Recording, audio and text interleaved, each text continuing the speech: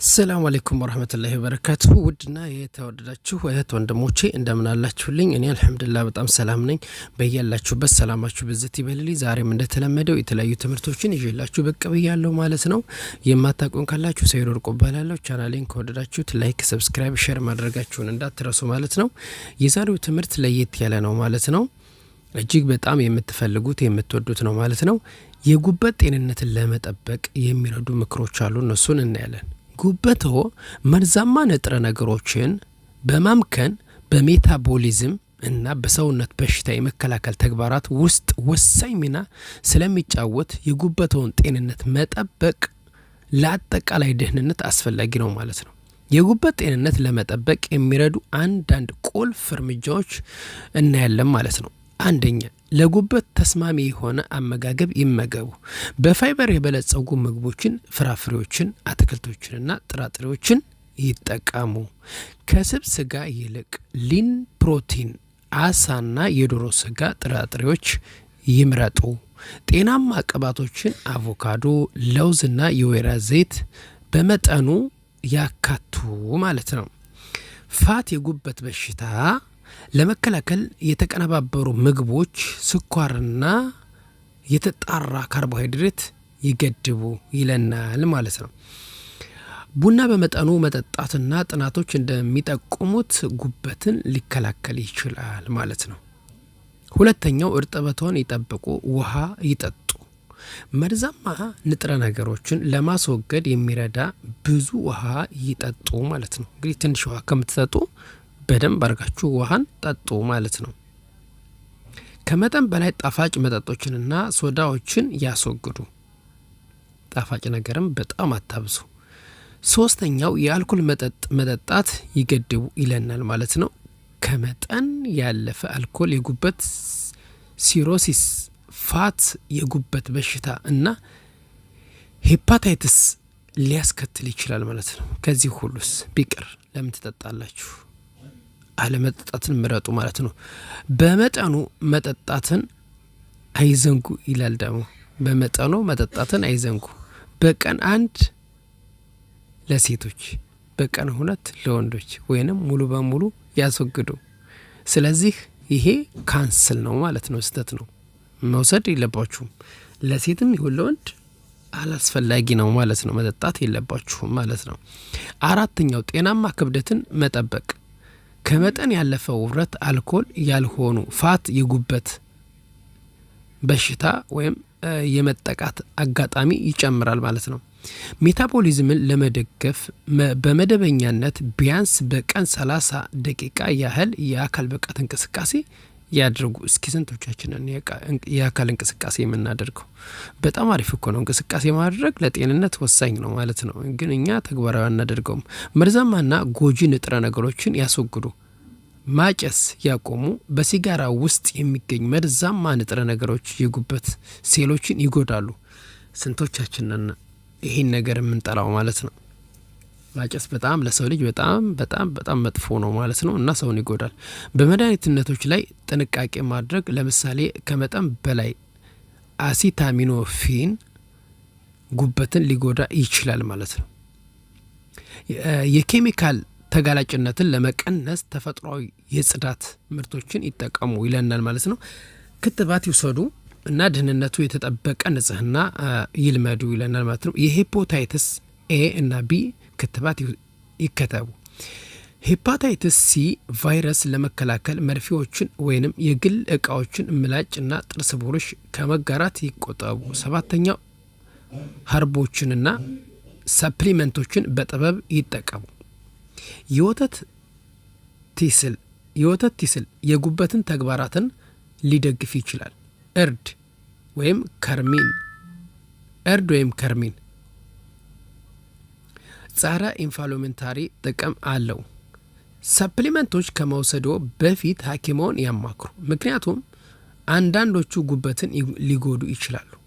8ኛው፣ የጉበት ጤንነትን በየጊዜው ይከታተሉ። የጉበት ተግባራት ለመፈተሽ ወይንም ለማረጋገጥ የደም ምርመራዎች ያድርጉ ማለት ነው። እንደ ጆንዲስ፣ ድካም ወይንም የሆድ ህመም ያሉ ምልክቶችን ይጠንቀቁ። እነዚህ ምልክቶች ከቀጠሉ ሐኪሞን ያማክሩ። እነዚህ እርምጃዎች በመከተል ጉበትዎን ጤናማ እንዲሆን እና በትክክል እንዲሰራ ወይንም ተግባሩን እንዲወጣ ማገዝ ያስችላል። ማገዝ ግድ ይላል ማለት ነው። እነዚህ ነገሮችን ተግባራዊ በማድረግ ማገዝ አለብን ማለት ነው።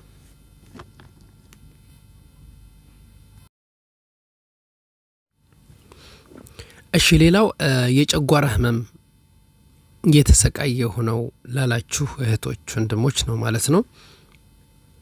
በጨጓራ በሽታ እየተሰቃየ ሆነው እንግዳውስ ዛሬ መፍትሄውን ይዤላችሁ ብቅ ብያለሁ ማለት ነው። ለጨጓራ ህመም መፍትሄ ወይንም ህክምና የሚሆኑ በመጀመሪያ የጨጓራ ህመማችን የሚያስነሱ ምግቦችን፣ መጠጦችን ወይንም ምን አይነት ነገሮች ስናደርግ እንደሚቀሰቀስ ለይተን ማወቅ ነው መነሻው ዋናው። የጨጓራ ግድግዳ መሳሳት በቀላሉ ለምግብ መፈጨት አሲድ እንዲጋለጥ ያደርገዋል፣ ቁስለት ይፈጥራል። በዚህ ምክንያት የጨጓራ በሽታ በቀላሉ ይከሰታል ማለት ነው። የተጎዳና ስስ የጨጓራ ግድግዳ ካለ በጨጓራ በሽታ የመያዝ እድላችን ከፍተኛ ነው ማለት ነው። አሁን ከላይ የጠቀስኳቸው በተጨማሪ ሌሎች የጨጓራ ህመም መነሻ ምክንያቶች አሉ። እነሱን እናያለን። የጨጓራ ባክቴሪያ በመባል የሚጠራው ኤች ፓይሎሪ አንዱ የበሽታው መነሻ ነው። ይህ ባክቴሪያ የጨጓራ ግድግዳን የሚያጠቃ ሲሆን በቀላሉ ከሰው ወደ ሰው ይተላለፋል ማለት ነው። ምን ይሆናል? ከሰው ወደ ሰው ይተላለፋል ማለት ነው። በተጨማሪም በዚህ የጨጓራ ባክቴሪያ የተበከሉ ምግቦችንና መጠጦችን ስንጠቀም በባክቴሪያው እንያዛለን ማለት ነው። ሌሎች መንስኤዎችን ሌሎች ለጨጓራ በሽታ ሊያጋልጡ ከሚችሉ ምክንያቶች መካከል አልኮል መጠጦችን ከመጠን በላይ መጠቀም ወይንም አብዝቶ መጠጣት ማለት ነው። የህመም ማስታገሻ መድኃኒቶች በመደበኛ ሁኔታ ወይንም በተደጋጋሚ መውሰድ፣ ለምሳሌ ኢቡፕሮፊን ወይም አስፕሪን ኮኪን መጠቀም። አስፕሪን ወይም ኮኬን መጠቀም። እነዚህ ምንድናቸው? የህመም ማስታገሻ መድኃኒት በመደበኛ ሁኔታ ወይንም በተደጋጋሚ መውሰድ፣ ለምሳሌ ኢቡፕሮፊን ፕሮፊሊን የሚባለው ማለት ነው፣ አስፕሪን እና ኮኬን መጠቀም። እነዚህ ናቸው ማለት ሶስት ነገሮች። የጨጓራ ግድግዳ እድሜ የጨጓራችን ግድግዳ እድሜ በጨመረ ቁጥር እየሳሳ ይመጣል። ይህ ሁኔታ ለጨጓራ በሽታ በቀላሉ ያጋልጣል ማለት ነው። ሌሎች ለጨጓራ ህመም መነሻ ዝቅተኛ አስተዋጽኦ ካላቸው መንስኤዎች ወይም ምክንያቶች መካከል የተለያዩ ህመሞች፣ በአደጋ ወይም በቀዶ ጥገና ጊዜ በሚፈጠር ጭንቀት፣ በቫይረስ በሚመጡ ኢንፍላሜሽን፣ በምግብ ስልቀጣ ወይም በምግብ መፈጨት ችግር ሊከሰት ይችላል። ጨጓራ የቤት ውስጥ መፍትሄዎችን እናያለን። እንግዲህ መፍትሄዎቹ ጋር እናያለን። ጨጓራን በቤት ውስጥ እንዴት ልንከላከለው እንችላለን ማለት ነው። ሲጋራ ማጨስዎን ያቆሙ። ከመጠን ያለፈ አልኮል መጠጥ አይጠጡ። ካፌነት በውስጣቸው የያዙ ፈሳሽ ነገሮችን ወይንም መጠጦችን አይጠጡ። ለምሳሌ ቡና፣ ሻይ። ሲትሪክ አሲድ ያላቸው የፍራፍሬ ጭማቂ አይጠቀሙ። ለምሳሌ ብርቱካን፣ ሎሚ፣ ወይን ወዘተ። ከፍተኛ የሆነ የቅባትነት ይዘት ያላቸው ምግቦች አይመገቡ። በፋይበርና በፍላቮኖይድ የበለጸጉ ምግቦች ኤች ፓይሎሪ የተባለውን የጨጓራ ባክቴሪያ እድገት ስለሚገቱ እጅግ ጠቃሚ ናቸው ማለት ነው። በፋይበርና በፍላኖይድ የበለጸጉ ምግቦች ማለት ነው። ኤች ፓይሎሪ ወይም የተባለው የጨጓራ ባክቴሪያ እድገት ስለሚገቱ እጅግ ጠቃሚ ናቸው ይለናል። የጨጓራ ባክቴሪያን በቤት ውስጥ መፍትሄውን እስኪኒ የጨጓራ ባክቴሪያ እድገት የሚገቱ በቤት ውስጥ በቀላሉ የሚገኙ ምግቦች መጠጦችን መካከል እስኪ ስናይ ቀይ ሽንኩርት፣ ነጭ ሽንኩርት፣ የአበባ ጎመን፣ የምግብ ማጣፈጫ ቅመሞች፣ ጦስኝ፣ ሽምብራና አንዳንድ የሻይ አይነቶች ይጠቀሙ ማለት ነው። ስለዚህ እነዚህን ከተጠቀማችሁ መፍትሄው ተገኘ ማለት ነው። ተግባራዊ አድርጉት። እርግጠኛ ነኝ ተጠቃሚ ትሆናላችሁ። ውድና የተወደዳችሁ ወንድሞቼ ስለተከታተላችሁኝ ከልብ አመሰግናለሁ። መልካም ቆይታ ይሁንላችሁ። ወሰላሙ አለይኩም ወራህመቱላሂ ወበረካቱ።